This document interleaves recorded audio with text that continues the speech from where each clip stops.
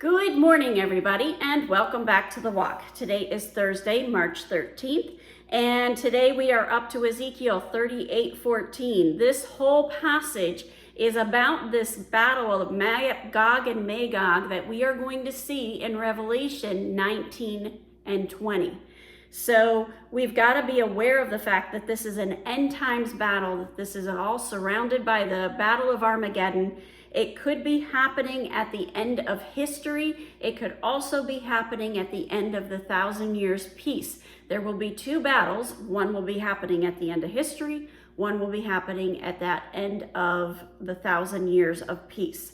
Verse 14, therefore, Son of Man, prophesy, and say to Gog, thus says the Lord God, on that day my people Israel are dwelling securely. Will you know it? Okay, so we've got to keep in mind, yesterday we saw that Israel is going to be an unfortified city. It's not going to have those walls protecting them, but yet they're going to be dwelling securely. We saw that a couple days ago that God is going to be mustering Gog and Magog to come in after these Israelites.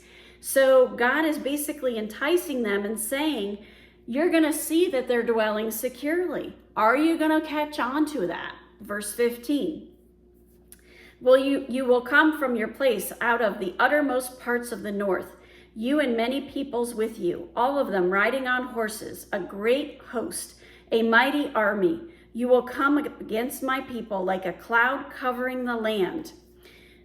In the latter days, I will bring you against my land, that the nations may know me. When through you, O Gog, I vindicate my holiness before their eyes.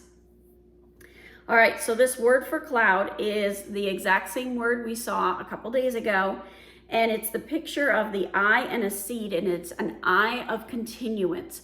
So Gog is going to come in, they're going to be going after these Israelites, and then God is going to vindicate. What a great word. Vindicate my holiness before their eyes.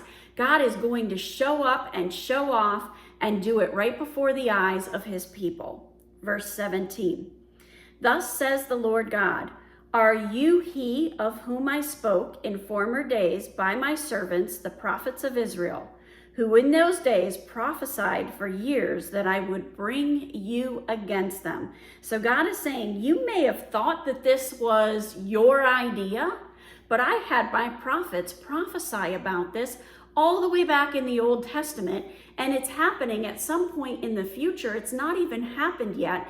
It's going to be this battle in Revelation 19 and 20. And God is saying, don't you take credit for this, because I said that this would happen, and I said it thousands and thousands and thousands of years ago. Verse 17, thus says the Lord God. Oh, I'm sorry, I just read that. So in the Cultural Study Bible, there was a note, and it said, by my servants of the prophets. What that meant is of whom I spoke by the hand of my servants. So God brought up his servants, those prophets, to prophesy about this battle. And it said that he prophesied for years. Well, the Apologetic Study Bible had a very interesting note about that.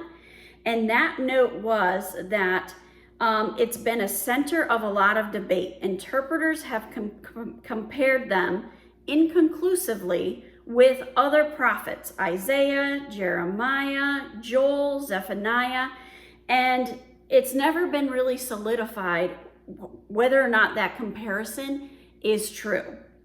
The exact translation of the question itself, are you the one I spoke about in former times through my servants, is also in doubt. It may not have been translated accurately. Some say it should be changed to, you are he, are you not? As in, you are the one who will come against my people of Israel, are you not? Which is absent from the text. Whatever the case, it is a rhetorical question. God's not looking for Gog and Magog to answer here. He's just saying, I know you're the one. That would mean that Gog is not a divinely commissioned agent of judgment, but a perennial enemy of God and his people. An interpretation consistent with the identification of Babylon and Satan. So we've got to keep in mind, we see Gog, we see Magog, we see Babylon, we see Satan. All of that is in those end time prophecies. All of that is in Revelation. And this is talking about one of these culminating battles where people come in and try to take the wealth and the security of the Israelites. And God stands up and says, oh no, you're not doing that to my people, because here comes my vindication, and you're going to see my holiness right before your eyes. Have a wonderful day. God bless, and keep walking the walk.